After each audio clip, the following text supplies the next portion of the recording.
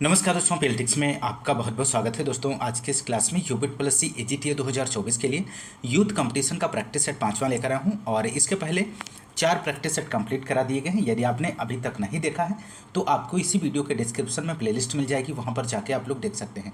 दोस्तों यदि आप हमारे चैनल पर नए हैं तो चैनल को सब्सक्राइब कीजिए, लाइक कीजिए, शेयर कीजिए। दोस्तों इस प्रैक्टिस सेट के अंतर्गत हम लोग 100 क्वेश्चन को सॉल्व करेंगे। दोस्तों आइए शुरू करते हैं इस प्रैक्टिस सेट के पार्ट फर्स्ट से। यहाँ पर पार्ट फर्स्ट में आपको 65 एग्रीकल्चर के क्वेश्चंस देखने को मिलेंगे। तो यहाँ पर क्वेश्चन नंबर फर्स्ट है, फल एवं शाक भाजी डिब्बाबंदी में वायु निष्कासन तापक्रम है, इनमें से कितना रखा जाता है तापक्रम। तो यहाँ पर ऑप्शंस दिए गए हैं, आपको सही विकल्प का चयन करना है। तो राइट आंसर की बात करें तो ऑप्शन बी हो जाएगा, 80 से 82 डिग्री सेल्सियस इस क्वेश्चन का राइट जवाब बनेगा। दोस्तों क्वेश्चन नंबर नेक्स्ट की बात करेंगे। क्वेश्चन नंबर सेकंड है, निम्न फसल चक्रों में कौन सा फसल चक्र मृदा पोषण के स्तर को बढ़ाता है।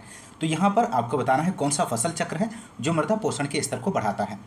तो राइट आंसर की बात करें तो ऑप्शन डी हो जाएगा, मूंगफली गेहूं का फसल चक्र मृदा पोषण के स्तर को बढ़ाता है। तो यहाँ पे राइट आंसर ऑप्शन बी हो जाएगा। मूंगफली की बात करें तो मूंगफली एक तिलहनी फसल है और इसमें किस्मों के अनुसार 40 से 45% तेल और 20 से 25% प्रोटीन पाया जाता है। दोस्तों प्रोटीन पाया जाता है और यह तिलहनी कुल की फसल है और इसके पौधों की जड़ों में गांठें पाई जाती हैं जिसमें नाइट्रोजन एकत्रीकरण करने वाले जीवाणु राइजोबियम पाए जाते हैं, जो भूमि की उर्वरा शक्ति और फसल उत्पादन की वृद्धि में महत्वपूर्ण भूमिका निभाते हैं। इसलिए मूंगफली के साथ गेहूं की खेती लाभदायक होती है, जो कि मृदा की उर्वरता को बढ़ाता है। तो ऑप्शन डी यहाँ पर राइट आंसर हो जाएगा। क्वेश्चन नंबर नेक्स्ट है, यहाँ पर भंडारित अनाज कीटों के नुकसान से बचाया जा सकता है यदि दाना में नमी सीमा इनमें से आपको बताना है कितनी होनी चाहिए।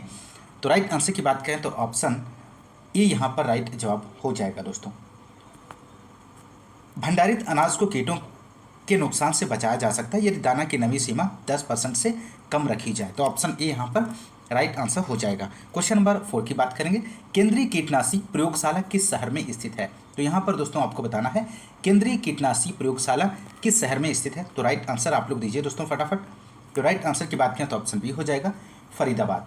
केंद्रीय कीटनाशी प्रयोगशाला 28 फरवरी 1981 28 फरवरी 1981 को राजपत्र अधिसूचना द्वारा फरीदाबाद में स्थापित किया गया, जो कीटनाशी अधिनियम 1968 के अधीन कार्य करता है और यहाँ पर कीटनाशी नमूनों की जांच की जाती है। तो ऑप्शन बी यहाँ पर राइट जवाब हो जाएगा, फरीदाबाद। महत्वपूर्ण प्रश्न है, आप लोग ध्यान रखिएगा। बहुत ही बेहतरीन प्रश्नों का संकलन है इस प्रैक्टिस सेट में। आप लोग सभी क्वेश्चंस को अटेम्प्ट करिए और क्लास के लास्ट तक आप लोग बने रहें। क्वेश्चन नंबर 5 की बात करेंगे, एक कीट के शरीर के 3 अंग हैं, इनमें से कौन से हैं आपको बताना है। दोस्तों तो क्वेश्चन नंबर 5 का आप लोग आंसर दीजिए। तो राइट आंसर की बात करें सिर, वक्ष, पेट, ऑप्शन ए यहाँ पर राइट जवाब हो जाएगा। क्वेश्चन नंबर नेक्स्ट, किस गण में अपूर्ण मेटामॉर्फोसिस पाई जाती है। महत्वपूर्ण प्रश्न है, अपूर्ण मेटामॉर्फोसिस पाई जाती है, इनमें से आपको बताना है। तो राइट आंसर की बात करें तो ऑप्शन बी हो जाएगा, होमोप्टेरा में।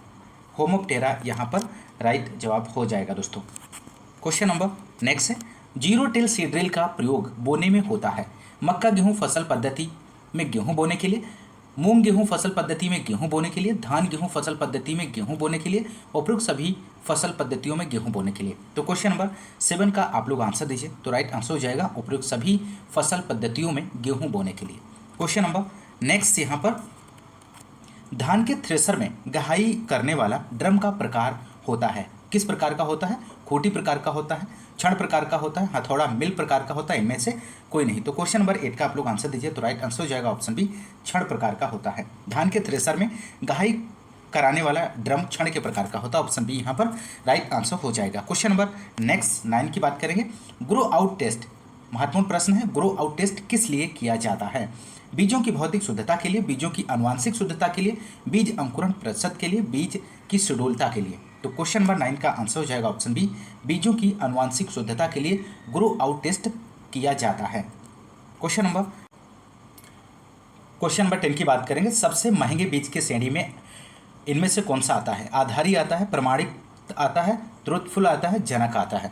तो क्वेश्चन नंबर 10 का आप लोग आंसर दीजिए। तो यहाँ पर राइट आंसर की बात करें तो ऑप्शन डी हो जाएगा, जनक इसका राइट जवाब बनेगा। सबसे महंगे बीजों की श्रेणी के क्रम की बात करें तो सबसे पहले नाभिकीय बीज आएगा, उसके बाद प्रजनक बीज, उसके बाद आधारी बीज, उसके बाद प्रमाणित बीज आता है। क्वेश्चन नंबर नेक्स्ट 11 है, पादप प्रजनक द्वारा विकसित किसी प्रजाति के बीज को क्या कहते हैं? महत्वपूर्ण प्रश्न है दोस्तों। ऑप्शन ए दिया गया प्रजनक बीज कहते हैं, ऑप्शन बी है प्रमाणित बीज कहते हैं, ऑप्शन सी है नाभिकीय बीज कहते हैं, ऑप्शन डी है आधारी बीज कहते हैं। तो क्वेश्चन नंबर 11 का आप लोग आंसर दीजिए। तो राइट आंसर हो जाएगा यहाँ पर ऑप्शन ए प्रजनक बीज कहते हैं दोस्तों। महत्वपूर्ण प्रश्न है, आप लोग ध्यान रखिएगा। बढ़ते हैं अगले क्वेश्चन की ओर। क्वेश्चन नंबर 12 है, किस बीज के लिए प्रमाणीकरण आवश्यक नहीं है? तो क्वेश्चन में नहीं पूछा गया है, तो यहाँ पर क्वेश्चन नंबर 12 का आपको आंसर देना है। तो राइट आंसर की बात करें तो ऑप्शन ए हो जाएगा प्रजनक बीज, यहाँ पर सही आंसर बनेगा। प्रजनक बीज के लिए प्रमाणीकरण की आवश्यकता नहीं होती है दोस्तों। और प्रजनक बीज वह बीज होता है जो पादप प्रजनक अथवा किसी संस्था द्वारा उत्पन्न किया जाता है। यह बीज सीधे पादप प्रजनन की देखरेख में उत्पन्न किया जाता है और इस बीज में सबसे अधिक आनुवांशिक शुद्धता उच्च गुणवत्ता होती है। तो इस बात को भी आप लोग ध्यान रखिएगा। क्वेश्चन नंबर नेक्स्ट है, एक उन्नत किस्म का प्रारंभिक बीज किस नाम से जाना जाता है? प्रजनक बीज के नाम से जाना जाता है, आधारी बीज के नाम से जाना जाता है, नाभिकीय बीज के नाम से जाना जाता है, पंजीकृत बीज के नाम से जाना जाता है। तो क्वेश्चन नंबर 13 का आप लोग आंसर दीजिए। तो राइट आंसर की बात करें तो ऑप्शन सी हो जाएगा नाभिकीय बीज के नाम से जाना जाता है। एक उन्नत किस्म का प्रारंभिक बीज नाभिकीय बीज के नाम से जाना जाता है। यह बीज बहुत ही अल्प मात्रा में प्राप्त होते हैं और इससे वर्धन करके प्रजनक बीज ब्रीडर सीड तैयार किए जाते हैं और प्रजनक बीज से आधारी बीज तैयार किया जाता है और आधारी बीज से प्रमाणित बीज तैयार किया जाता है और भारत में यही बीज वर्ग प्रचलन में है। तो ऑप्शन सी यहाँ पर राइट आंसर हो जाएगा। क्वेश्चन नंबर 14 है, अंकुरण का प्रकार जिसमें बीज के कार्टिलिडन भूमि के अंदर ही रह जाते हैं उसे क्या कहते हैं? इपीजियल कहते हैं, हाइपोजियल कहते हैं, हाइपो इपीजियल कहते हैं, इनमें से कोई नहीं। मोस्ट इंपोर्टेंट प्रश्न है क्वेश्चन नंबर 14, आप लोग आंसर दीजिए। तो राइट आंसर की बात करें तो ऑप्शन बी हो जाएगा हाइपोजियल। हाइपोजियल क्या होता है? हाइपोजियल अंकुरण का एक ऐसा प्रकार है जिसमें बीज के कार्टिलिडन अंकुरण के दौरान भूमि के अंदर रह जाते हैं। उदाहरण की बात करें तो मक्का है, धान, गेहूं, नारियल, मूंगफली, चना और मटर। और इपीजियल की बात करें जो कि ऑप्शन ए में दिया गया है, इपीजियल अंकुरण में बीज के कार्टिलिडन अंकुरण के दौरान भूमि के ऊपर आ जाते हैं। उदाहरण के लिए बात करें तो कपास है, पपीता, ये सभी जो हैं इपीजियल के अंतर्गत आते हैं। तो इस क्वेश्चन का राइट आंसर ऑप्शन बी बनेगा दोस्तों। क्वेश्चन नंबर नेक्स्ट है, उत्तर प्रदेश में सर्वाधिक क्षेत्रफल वाला फसल चक्र इनमें से कौन सा है? ये आपको यहाँ पर बताना है। तो राइट आंसर की बात करें तो ऑप्शन ए हो जाएगा धान, गेहूँ। उत्तर प्रदेश में सर्वाधिक क्षेत्रफल वाला फसल चक्र धान, गेहूँ है और इसकी फसल चक्र गहनता की बात करें तो 200 होती है, 200 होती है दोस्तों। क्वेश्चन नंबर नेक्स्ट है, मक्का, आलू प्लस राई, मूंग की फसल चक्र सघनता यहाँ पर आपको बताना है 16 का। तो राइट आंसर की बात करें तो ऑप्शन बी हो जाएगा 300, यहाँ पर 300% सही आंसर बनेगा। क्वेश्चन नंबर नेक्स्ट है, ओकठा के प्रभावी नियंत्रण हेतु अरहर की सफसली खेती होनी चाहिए, किसके साथ होनी चाहिए? मूंग के साथ, उर्द के साथ, मक्का के साथ, ज्वार के साथ। तो क्वेश्चन नंबर 17 का आप लोग आंसर दीजिए। तो राइट आंसर हो जाएगा ऑप्शन डी ज्वार के साथ। ओकठा के प्रभावी नियंत्रण के लिए अरहर की सफसली खेती में ज्वार की फसल की सम्मिलित करना चाहिए क्योंकि ज्वार की फसल में बनने वाला न्यूसिक अम्ल ओकठा को बढ़ने से रोकता है, इसलिए ऑप्शन डी यहाँ पर राइट आंसर हो जाएगा। क्वेश्चन नंबर नेक्स्ट है, जेली बनाने के लिए अम्ल तथा पैक्टिन दोनों में प्रचुर मात्रा वाला फल इनमें से कौन सा है? अमरूद है, लोकाट है, करौंदा है, जामुन है। तो 18 का यहाँ पर आंसर की बात करें तो ऑप्शन ए हो जाएगा अमरूद इसका सही जवाब बनेगा। जेली के लिए फलों का चयन मुख्यतः पैक्टिन एवं सुगंध प्राप्त करने की दृष्टिकोण से किया जाता है और ऐसे फलों के जेली के लिए चुनना चाहिए जिसमें पैक्टिन एवं एसिटिक प्रचुर मात्रा में हो और जेली के लिए अमरूद सबसे उपयुक्त फल होता है। तो ऑप्शन ए यहाँ पर सही आंसर हो जाएगा। क्वेश्चन नंबर 19 है, जेली को सुरक्षित रखने के लिए उसमें क्या मिलाते हैं? चीनी मिलाते हैं, नमक मिलाते हैं, पोटेशियम मेटाबाइसल्फाइड मिलाते हैं या सोडियम बेंजोएट मिलाते हैं। तो क्वेश्चन नंबर 19 का आप लोग आंसर दीजिए। तो यहाँ पर राइट आंसर हो जाएगा ऑप्शन ए चीनी इसका सही जवाब बनेगा। जेली को सुरक्षित रखने के लिए उसमें चीनी मिलाते हैं। Question number next, national horticulture board कब बना? मोस्ट इंपॉर्टेंट प्रश्न है दोस्तों। तो यहाँ पर आप लोग आंसर दीजिए, नेशनल हॉर्टिकल्चर बोर्ड कब बना? तो राइट आंसर हो जाएगा ऑप्शन सी 1984 में। राष्ट्रीय बागवानी बोर्ड, नेशनल हॉर्टिकल्चर बोर्ड की स्थापना वर्ष 1984 में सोसाइटी पंजीकरण अधिनियम 1860 के अंतर्गत एक स्वायत्त सोसाइटी के रूप में भारत सरकार द्वारा निम्नलिखित उद्देश्य के साथ की गई थी, जिसमें से बागवानी में एकीकृत विकास को बढ़ावा देना और उत्पादन के समन्वय और प्रोत्साहन और पौष्टिकता बनाए रखने, फलों सब्जियों के प्रसंस्करण में सहायता प्रदान करना और नुकसान को कम करना था। तो क्वेश्चन नंबर नेक्स्ट की बात करेंगे यहाँ पर, अन्न भंडारण के समय दाने में नमी कितने परसेंट होनी चाहिए, ये भी क्वेश्चन बहुत ही महत्वपूर्ण है। तो आपको यहाँ पर आंसर देना है। तो राइट आंसर की बात करें 14% से नीचे। अन्न भंडारण के समय दानों में नमी 14% से नीचे होनी चाहिए और इससे दानों में फंगस लगने की संभावना नहीं रहती है।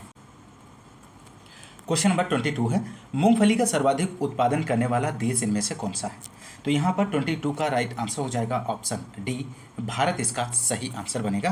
क्वेश्चन नंबर नेक्स्ट की बात करेंगे, धान गेहूं फसल प्रणाली मुख्य फसल प्रणाली इनमें से है। आपको बताना है समुद्री क्षेत्र की है, पश्चिमी भारत की है, उत्तरी भारत की है, दक्षिणी भारत की है। तो 23 का राइट आंसर हो जाएगा उत्तरी भारत की है। धान गेहूं फसल प्रणाली उत्तर भारत मुख्यतः उत्तर प्रदेश की मुख्य फसल प्रणाली है और इस फसल चक्र की शस्य सघनता की बात करें तो 200% है। इस बात को भी साथ ही साथ ध्यान रखिएगा। क्वेश्चन नंबर नेक्स्ट है, कई वर्षों तक एक ही खेत में एक ही फसल बार बार उगाना क्या कहलाता है। एकल फसली कृषि कहलाता है, एकमात्र फसली कृषि, बहुफसली कृषि, शुद्ध फसली कृषि। तो यहाँ पर 24 का आंसर की बात करें तो ऑप्शन ए हो जाएगा, एकल फसली कृषि कहलाता है। क्वेश्चन नंबर नेक्स्ट, यहाँ पर उत्तर प्रदेश को कितने सस्य जलवायु क्षेत्रों एग्रो क्लाइमेटिक जोन्स में बांटा गया है। महत्वपूर्ण प्रश्न है 25, आप लोग आंसर दीजिए। तो राइट आंसर हो जाएगा ऑप्शन ए 9 इसका सही जवाब बनेगा। क्वेश्चन नंबर नेक्स्ट है, दीर्घ प्रदीप्तकाली पादपों को कितने दीप्तकाल घंटे की आवश्यकता होती है। तो 26 का यहाँ पर आपको आंसर देना है दोस्तों। तो राइट आंसर की बात करें तो ऑप्शन बी हो जाएगा 14 घंटे, यहाँ पर आंसर बनेगा। क्वेश्चन नंबर नेक्स्ट है, ग्लाइकोलिसिस की क्रिया केवल होती है किसमें होती है दोस्तों। तो यहाँ पर 27 का राइट आंसर ऑप्शन सी हो जाएगा, ए और बी दोनों में ऑक्सीजन की उपस्थिति में, ऑक्सीजन की अनुपस्थिति। क्वेश्चन नंबर नेक्स्ट 28 है, किस प्रकार के पौधों में रात्रि के समय रंध्र खुलते हैं। तो यहाँ पर आपको बताना है 28 का आंसर क्या बनेगा। तो राइट आंसर हो जाएगा कायम पौधों में, कायम पौधे यहाँ पर सही आंसर हो जाएगा दोस्तों। क्वेश्चन नंबर नेक्स्ट है, प्रजात गेहूँ ट्राइटिकम अवेस्टिवम के 42 गुणसूत्र हैं, ऐसे में उसमें कितने लिंकेज समूह होते हैं। तो 29 का आंसर हो जाएगा ऑप्शन बी 21, इसका सही आंसर बनेगा। क्वेश्चन नंबर नेक्स्ट, अनुवांशिक शब्द का नाम दिया गया किसके द्वारा, यहाँ पर आपको बताना है। तो यहाँ पर राइट आंसर हो जाएगा ऑप्शन ए बेटसन 1905, इसका सही आंसर बन जाएगा दोस्तों। क्वेश्चन नंबर नेक्स्ट है, गुणसूत्र में कुल प्रोटीन का हिस्टोन प्रतिशत लगभग कितने होता है यहाँ पर। तो राइट आंसर हो जाएगा ऑप्शन डी 95%। महत्वपूर्ण प्रश्न है, आप लोग ध्यान रखिएगा। तो गुणसूत्र में उपस्थित कुल प्रोटीन का 95% हिस्टोन प्रोटीन होता है और गुणसूत्र शब्द वाल्डेर ने दिया था, इस बात को भी ध्यान रखिएगा। क्वेश्चन नंबर नेक्स्ट है, पत्तियों द्वारा प्रजनन होता है किसमें होता है, बेगोनिया में, हाइड्रिला में, चमेली में, सभी में। तो यहाँ पर 32 का आप लोग आंसर दीजिए। तो राइट आंसर हो जाएगा पत्तियों द्वारा प्रजनन बेगोनिया में होता है, ऑप्शन ए यहाँ पर राइट आंसर बनेगा दोस्तों। पत्तियों द्वारा प्रजनन बेगोनिया और ब्रायोफिलम या मदर ऑफ 1000 प्लांट में होता है और चमेली में प्रजनन स्टेम लेयरिंग द्वारा किया जाता है, ध्यान रखिएगा। क्वेश्चन नंबर नेक्स्ट है, धान विश्व जीन बैंक स्थित है। तो धान विश्व जीन आपको बताना है कहाँ पर स्थित है। तो राइट आंसर ऑप्शन डी हो जाएगा, इनमें से किसी में भी नहीं। तो ऑप्शन डी राइट जवाब बनेगा। विश्व धान जीन बैंक की स्थापना फिलीपींस में किया गया था। और अंतर्राष्ट्रीय चावल अनुसंधान की बात करें तो चावल की किस्मों के विकास के क्षेत्र में कार्य करने वाली एक अंतर्राष्ट्रीय कृषि अनुसंधान और प्रशिक्षण संगठन है जिसने हरित क्रांति में अहम योगदान दिया और इसकी स्थापना वर्ष 1960 ईस्वी में की गई थी। तो ऑप्शन डी यहाँ पर राइट जवाब हो जाएगा। क्वेश्चन नंबर नेक्स्ट है, निम्न में से कौन एलील का उदाहरण है, इनमें से आपको बताना है। तो यहाँ पर राइट आंसर ऑप्शन सी हो जाएगा, कैपिटल टी और small T. Question number next, मसूर में कायिक गुणसूत्रों की संख्या होती है। तो यहाँ पर आपको बताना है 35 में आंसर क्या बनेगा। तो 35 के आंसर की बात करें तो ऑप्शन ए हो जाएगा 14।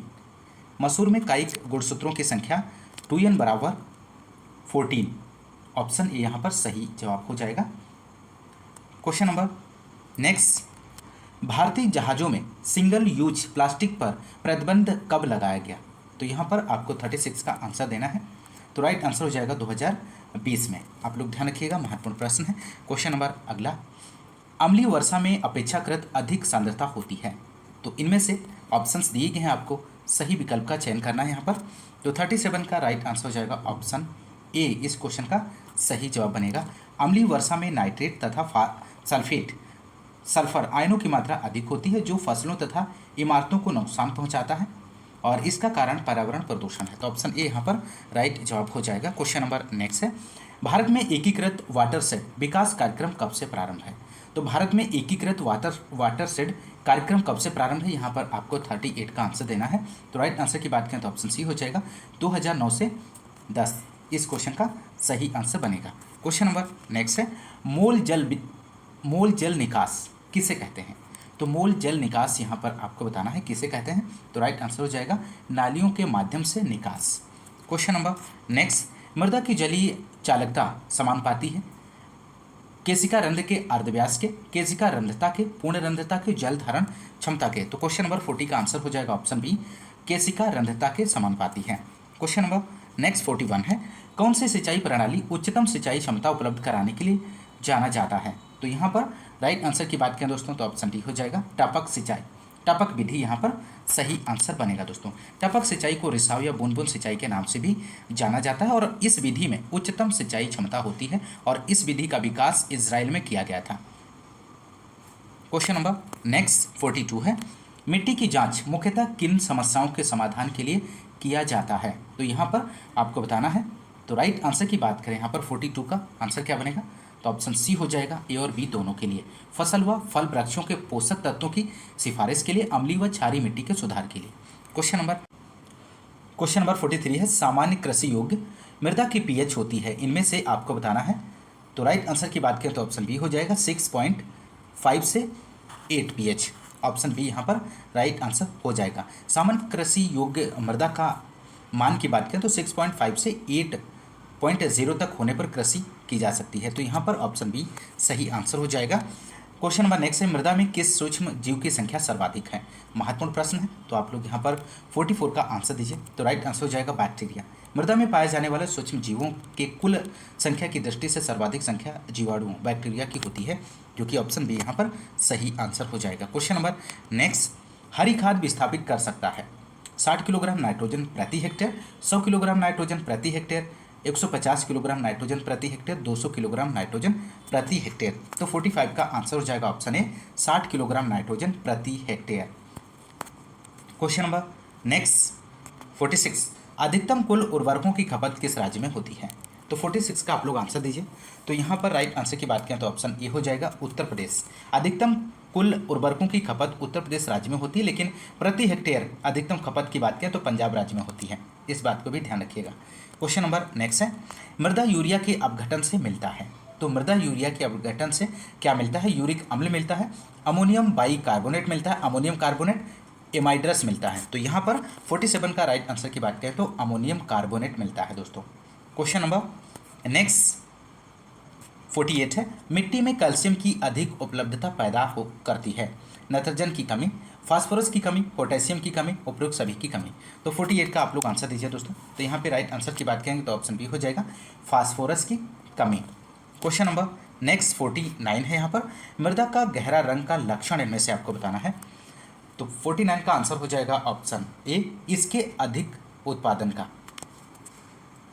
क्वेश्चन नंबर नेक्स्ट, मृदा उर्वरता का हास्य होता है लगातार फसलों के उगाने से, उर्वरकों के असंतुलित प्रयोग से, आवश्यकता से अधिक सिंचाई से, उपयुक्त सभी। तो क्वेश्चन नंबर 50 का आप लोग आंसर दीजिए। तो यहाँ पर राइट आंसर ऑप्शन डी हो जाएगा, उपयुक्त सभी। क्वेश्चन नंबर नेक्स्ट, भारतीय गांव सर्विस प्रोग्राम किसने शुरू किया? महत्वपूर्ण प्रश्न है। तो 51 का आप लोग आंसर दीजिए। तो राइट आंसर ऑप्शन सी हो जाएगा, WH विसर 1948। क्वेश्चन नंबर नेक्स्ट, परिणाम प्रदर्शन प्रसार शिक्षा के किस सिद्धांत पर आधारित है? तो यहाँ पर 52 का आंसर हो जाएगा ऑप्शन बी, करके सीखो। क्वेश्चन नंबर नेक्स्ट यहाँ पर 53 है, प्रसार शिक्षा का आधारभूत तत्व इनमें से कौन सा है? तो 53 का आंसर हो जाएगा ऑप्शन डी, उपयुक्त सभी, मनुष्य स्वयं, मनुष्य का पर्यावरण, मनुष्य निर्मित साधन। क्वेश्चन नंबर नेक्स्ट, प्रसार शिक्षा में मूल्यांकन है एक प्रक्रिया है, उत्पाद है, प्रक्रिया उत्पाद, उपयुक्त में से कोई नहीं। तो 54 का आंसर आप लोग दीजिए दोस्तों। तो यहाँ पे राइट आंसर हो जाएगा ऑप्शन ए, प्रक्रिया है। प्रसार शिक्षा में मूल्यांकन एक प्रक्रिया है, यह किसी भी समय किया जा सकता है। क्वेश्चन नंबर नेक्स्ट, जवाहर रोजगार योजना देश में लागू हुई, तो कब लागू हुई दोस्तों? तो 55 का आंसर हो जाएगा, अप्रैल 1989 में। इस क्वेश्चन का सही आंसर बनेगा। जवाहर रोजगार योजना 7वीं पंचवर्षीय योजना के दौरान अप्रैल 1989 में राजीव गांधी सरकार द्वारा शुरू की गई थी और इससे राष्ट्रीय ग्रामीण रोजगार कार्यक्रम NRP और ग्रामीण भूमिहीन रोजगार गारंटी कार्यक्रम RLEGP के विलय पर लागू किया गया था। बाद में इस योजना को 1 अप्रैल 1999 में जवाहर ग्राम समृद्धि योजना में समाहित कर दिया गया। तो आप लोग ध्यान रखिएगा, महत्वपूर्ण प्रश्न है। क्वेश्चन नंबर नेक्स्ट है, उत्तर प्रदेश सरकार द्वारा कृषि संबंधित आर्थिक सुधारों में क्या इनमें से शामिल नहीं है? तो 56 का आप लोग आंसर दीजिए। तो यहाँ पर 56 के आंसर की बात करें तो राइट आंसर ऑप्शन डी हो जाएगा, मुख्यमंत्री युवा रोजगार योजना का प्रारंभ। इस क्वेश्चन का सही आंसर बनेगा। क्वेश्चन नंबर नेक्स्ट, राष्ट्रीय कृषि विज्ञान संग्रहालय किस शहर में स्थित है? तो राष्ट्रीय कृषि विज्ञान संग्रहालय आपको बताना है, तो राइट आंसर हो जाएगा नई दिल्ली में स्थित है। राष्ट्रीय कृषि विज्ञान संग्रहालय ICAR का कैंपस नई दिल्ली में स्थित है। तो ऑप्शन ए यहाँ पर राइट जवाब हो जाएगा। क्वेश्चन नंबर नेक्स्ट है, निम्न में से कौन सा मूल्य स्थिरीकरण का उद्देश्य इनमें से नहीं है? तो यहाँ पर राइट आंसर की बात करें तो ऑप्शन डी हो जाएगा, कृषि एवं उद्योग में संतुलन। कृषि एवं उद्योग में संतुलन मूल्य स्थिरीकरण का ध्येय नहीं है। तो ऑप्शन डी राइट जवाब बनेगा। क्वेश्चन नंबर नेक्स्ट है, कृषि विपणन कार्य कितने प्रकार के होते हैं? तो कृषि विपणन कार्य आपको बताना है कितने प्रकार के होते हैं। तो राइट आंसर हो जाएगा 2 प्रकार के होते हैं। कृषि विपणन के कार्य 2 प्रकार के होते हैं, पहला मुख्य कार्य और दूसरा द्वितीय कार्य। मुख्य कार्य में उत्पादन का एकत्रीकरण, प्रोसेसिंग और वितरण शामिल है और द्वितीय कार्य में ग्रेडिंग और मानकीकरण, पैकेजिंग, परिवहन व्यवस्था, भंडारण, वित्त व्यवस्था, जोखिम उठाना और बेचना शामिल है। Question number next, question number 60 है, कृषि अर्थशास्त्र। अर्थशास्त्र की एक शाखा है जिसके अंतर्गत कृषि व्यवसाय की समस्याओं का अध्ययन किया जाता है। कृषि से संबंधित व्यक्तियों के कल्याण को अधिकतम करने हेतु समाधान ढूंढे जाते हैं। उपयुक्त में से कौन सा कथन सही है? तो क्वेश्चन नंबर 60 का आप लोग आंसर दीजिए। तो राइट आंसर की बात करें तो ऑप्शन सी हो जाएगा, पहला और दूसरा दोनों ऑप्शन यहाँ पर सही आंसर बनेगा। क्वेश्चन नंबर नेक्स्ट 61 है, बकरी की एक नस्ल जो कि बकरियों में जर्सी के नाम से प्रसिद्ध है। महत्वपूर्ण प्रश्न है, तो यहाँ पर आप लोग आंसर दीजिए, इसका राइट जवाब क्या बनेगा? तो राइट आंसर हो जाएगा ऑप्शन ए न्यूबियन। ध्यान रखिएगा, बकरी की एक नस्ल जो कि बकरियों में जर्सी के नाम से जानी जाती है उसे एंग्लो न्यूबियन कहते हैं और साइनेन बकरी की नस्ल को दूध की रानी के नाम से जानते हैं। इस बात को भी ध्यान रखिएगा। क्वेश्चन नंबर नेक्स्ट है, भेड़ कितने वर्ष तक प्रजनन योग्य रहती है? तो 62 का आप लोग आंसर दीजिए। तो भेड़ की औसत जीवन काल की बात करें तो 10 से 12 वर्ष रहता है और 7 वर्ष तक प्रजनन योग्य रहती है। तो ऑप्शन बी यहाँ पर राइट जवाब हो जाएगा। क्वेश्चन नंबर नेक्स्ट है, बकरी के दूध में वसा का औसत प्रतिशत कितना होता है? तो यहाँ पर 63 का आंसर दीजिए। तो राइट आंसर की बात करें तो ऑप्शन सी हो जाएगा, 4 से 5% बकरी के दूध में वसा का औसत प्रतिशत होता है। क्वेश्चन नंबर नेक्स्ट है, मुर्गी की लैगहॉर्न नस्ल प्रसिद्ध है किसके लिए? मांस के लिए, भारी शरीर के लिए, अंडा उत्पादन के लिए, अंडा व मांस उत्पादन के लिए। तो क्वेश्चन नंबर 64 का आप लोग आंसर दीजिए। तो राइट आंसर की बात करें तो ऑप्शन सी हो जाएगा, अंडा उत्पादन के लिए मुर्गी की लैगहॉर्न नस्ल प्रसिद्ध है। तो question number next, question number 65 है, रानीखेत रोग किस विषाणु द्वारा फैलता है? तो यहाँ पर 65 का आपको आंसर देना है। तो राइट आंसर हो जाएगा, पैरामिक्सो वायरस के द्वारा फैलता है। क्वेश्चन नंबर नेक्स्ट यहाँ पर है, कंप्यूटर एवं सूचना प्रौद्योगिकी से संबंधित क्वेश्चन नंबर 66 निम्नलिखित का पार्ट है, ALU बताना है आपको किसका पार्ट है। तो राइट आंसर हो जाएगा ऑप्शन ए CPU का पार्ट है। ALU CPU तथा मेमोरी तीनों CPU के ही भाग हैं दोस्तों। तो यहाँ पर ऑप्शन ए राइट जवाब हो जाएगा। क्वेश्चन नंबर नेक्स्ट है, निम्नलिखित में से कौन सा भारत द्वारा विकसित सुपर कंप्यूटर है? तो 67 का आप लोग आंसर दीजिए। तो राइट आंसर हो जाएगा परम युवा 2, ऑप्शन डी जो है यहाँ पर सही आंसर हो जाएगा। भारत का सुपर कंप्यूटर कार्यक्रम 1980 के दशक में नई दिल्ली में सॉफ्टवेयर के लिए, बंगाल में हार्डवेयर के लिए और फ्रेमवेयर के लिए पुणे में शुरू किया गया और भारत द्वारा विकसित सुपर कंप्यूटर परम युवा सेकेंड है, जबकि भारत का पहला सुपर कंप्यूटर परम 8000 को माना जाता है। क्वेश्चन नंबर नेक्स्ट 68, कौन सा वितरण मोड क्लाउड कंप्यूटिंग वातावरण का एक उदाहरण है जो उपयोगकर्ताओं को वेब आधारित ईमेल सेवा प्रदान करता है? तो यहाँ पर 68 का आंसर आपको देना है। तो राइट आंसर ऑप्शन ए हो जाएगा, software as a service. Question number next 69 है, NLP में कोरेफरेंस रेजोल्यूशन को परिभाषित किया गया है? तो किसके द्वारा परिभाषित किया गया है? तो यहाँ पर ऑप्शन डी राइट जवाब हो जाएगा दोस्तों। Task of finding all expression that refer to the same entity in a text, option D right जवाब बनेगा दोस्तों। क्वेश्चन नंबर नेक्स्ट 70 है यहाँ पर। निम्नलिखित में से कौन डीडीए शब्द का सही पूर्ण रूप है? तो डीडीए का शब्द का सही पूर्ण रूप आपको बताना है। तो यहाँ पे राइट आंसर हो जाएगा digital differential analyser. Question number next, सूचना प्रौद्योगिकी के संदर्भ में नई उपयोगी जानकारी प्राप्त करने के लिए पहले से मौजूद बड़े डेटाबेस की जांच की प्रक्रिया को क्या कहा जाता है? तो 71 का आंसर हो जाएगा ऑप्शन बी, माइनिंग कहा जाता है। सूचना प्रौद्योगिकी के संदर्भ में नई उपयोगी जानकारी प्राप्त करने के लिए पहले से मौजूद बड़े डेटाबेस की जांच की प्रक्रिया को माइनिंग कहा जाता है दोस्तों। क्वेश्चन नंबर नेक्स्ट है, एसवीजी का पूरा रूप इनमें से कौन सा है?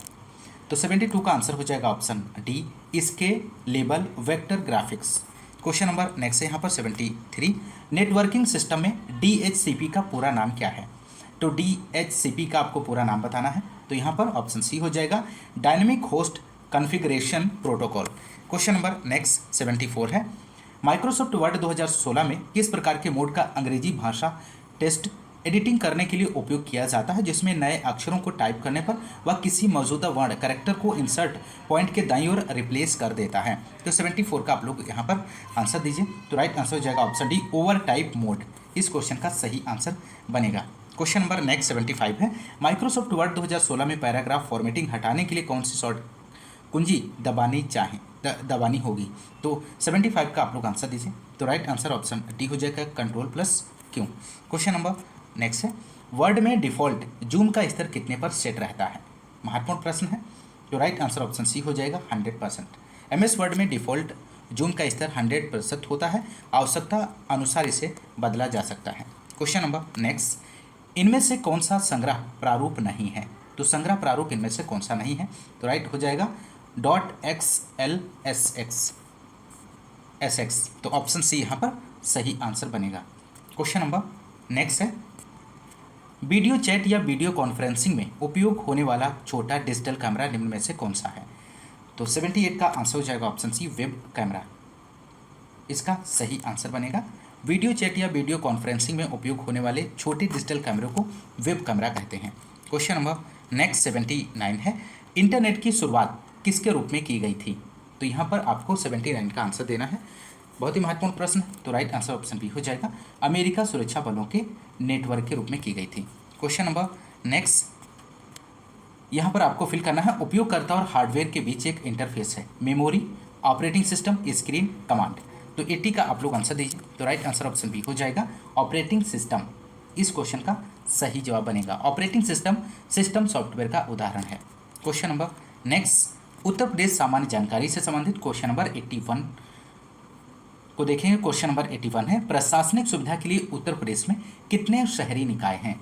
तो यहाँ पर 81 का आपको आंसर देना है दोस्तों, आप लोग आंसर दीजिए इसका। तो राइट आंसर हो जाएगा ऑप्शन डी 915।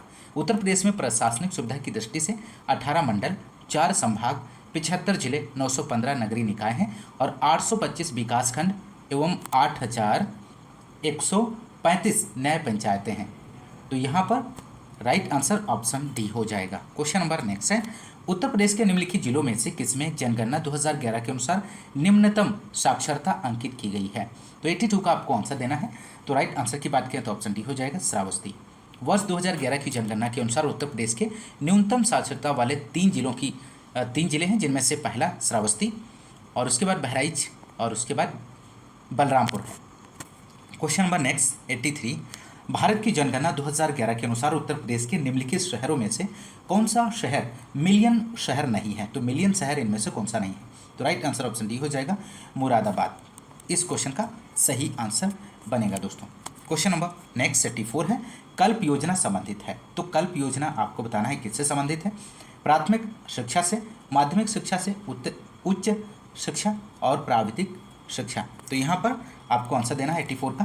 तो 84 का आंसर हो जाएगा ऑप्शन है, कल्प योजना प्राथमिक शिक्षा से संबंधित है। Question number next, Uttar Pradesh railway police में कितने अनुभाग हैं? तो उत्तर प्रदेश रेलवे पुलिस में कुल कितने अनुभाग हैं दोस्तों? तो यहाँ पर राइट आंसर ऑप्शन ए हो जाएगा 6 हैं। उत्तर प्रदेश रेलवे पुलिस में कुल 6 अनुभाग हैं और वर्तमान में 6 अनुभाग मुरादाबाद, लखनऊ, गोरखपुर, प्रयागराज, आगरा एवं झांसी में हैं। क्वेश्चन नंबर नेक्स्ट, भारतीय चारागाह एवं चारा अनुसंधान संस्थान स्थित है, कहाँ पर स्थित है दोस्तों? महत्वपूर्ण प्रश्न है। तो 86 का आंसर हो जाएगा झांसी में स्थित है दोस्तों।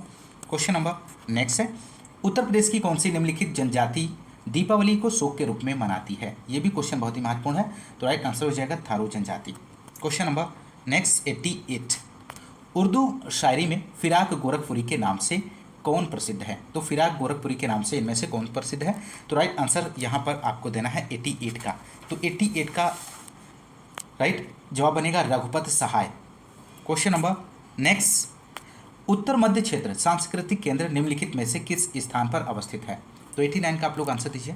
तो यहाँ पर राइट आंसर हो जाएगा ऑप्शन सी, प्रयागराज में अवस्थित है। क्वेश्चन नंबर अगला, इखलास खान का रोज़ा मकबरा उत्तर प्रदेश के निम्नलिखित किस जिले में स्थित है? तो यहाँ पर ऑप्शंस दिए गए हैं, आपको सही विकल्प का चयन करना है। तो राइट आंसर हो जाएगा option D, Badaun. Question number next है, अंग्रेजों के विरुद्ध बनारस विद्रोह का नेतृत्व किसने किया था? तो आप लोग दीजिए आंसर 91 का। तो 91 के आंसर की बात करें तो ऑप्शन सी हो जाएगा राजा चेत सिंह। इस क्वेश्चन का सही आंसर बनेगा दोस्तों। Question number next, Agra Lucknow express highway की लंबाई लगभग कितने किलोमीटर है? तो यहाँ पर राइट आंसर हो जाएगा। क्वेश्चन नंबर 93 है, उत्तर प्रदेश के किस शहर को सिरेमिक सिटी कहा जाता है? मोस्ट इंपोर्टेंट प्रश्न है। तो सिरेमिक सिटी के नाम से इनमें से आपको बताना है किसे जाना जाता है। तो राइट आंसर हो जाएगा ऑप्शन डी, खुर्जा। खुर्जा यहाँ पे सही जवाब बनेगा। भारत के उत्तर प्रदेश राज्य के बुलंदशहर जिले में स्थित खुर्जा को सिरेमिक सिटी के नाम से भी जाना जाता है। क्वेश्चन नंबर नेक्स्ट है, उत्तर प्रदेश के किस जिले पीतल नगरी के नाम से जाना जाता है? तो पीतल नगरी के नाम से किसे जाना जाता है? तो यहाँ पर राइट आंसर की बात करें तो ऑप्शन डी हो जाएगा, मुरादाबाद को पीतल नगरी के नाम से जाना जाता है। क्वेश्चन नंबर नेक्स्ट है, औद्योगिक विकास की दृष्टि से उत्तर प्रदेश का कौन सा क्षेत्र सर्वाधिक विकसित हुआ है? तो यहाँ पर 95 का आंसर की बात करें तो ऑप्शन ए हो जाएगा, पश्चिमी। औद्योगिक विकास की दृष्टि से उत्तर प्रदेश का पश्चिमी क्षेत्र सर्वाधिक विकसित हुआ है, जबकि बुंदेलखंड क्षेत्र औद्योगिक दृष्टि से सबसे पिछड़ा हुआ है। क्वेश्चन नंबर नेक्स्ट 96 है, उत्तर प्रदेश का कौन सा नगर सुहाग नगरी कहलाता है? तो सुहाग नगरी इनमें से कौन सा कहलाता है? तो राइट आंसर हो जाएगा ऑप्शन डी, फिरोजाबाद। उत्तर प्रदेश का फिरोजाबाद शहर सुहाग नगरी के नाम से जाना जाता है, क्योंकि यह कांच की चूड़ियों का उद्योग विश्व प्रसिद्ध है और यहाँ चूड़ियों का काम लगभग 200 वर्षों से होता है। तो यहाँ पर राइट जवाब ऑप्शन डी हो जाएगा। क्वेश्चन नंबर नेक्स्ट है, निम्नलिखित में से कौन सा एक युग्म सही सुमेलित नहीं है? इनमें से एक तरफ जिला है, दूसरी तरफ उद्योग दिया गया है। तो राइट आंसर हो जाएगा ऑप्शन बी, प्रतापगढ़ कालीन उद्योग से सुमेलित नहीं है, प्रतापगढ़ आंवला उद्योग से संबंधित है। प्रतापगढ़ आंवला उद्योग से संबंधित है, ऑप्शन बी यहाँ पर सही जवाब बनेगा। क्वेश्चन नंबर नेक्स्ट है, निम्नलिखित में से कौन सी फसल उत्तर प्रदेश में आमतौर पर या व्यापक रूप से उगाई नहीं जाती है? तो नहीं पूछा गया है आपको यहाँ पर। तो राइट आंसर हो जाएगा ऑप्शन डी, कपास। उत्तर प्रदेश में व्यापक रूप से उगाई जाने वाली फसलों में की बात करें तो गेहूं है, चावल, तिलहन, गन्ना, जौ है।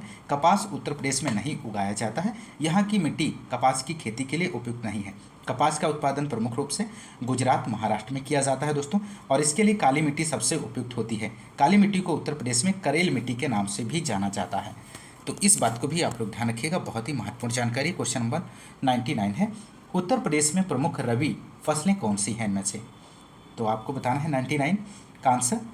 तो राइट आंसर की बात करें तो ऑप्शन ए हो जाएगा, गेहूं, चना, मटर, जौ।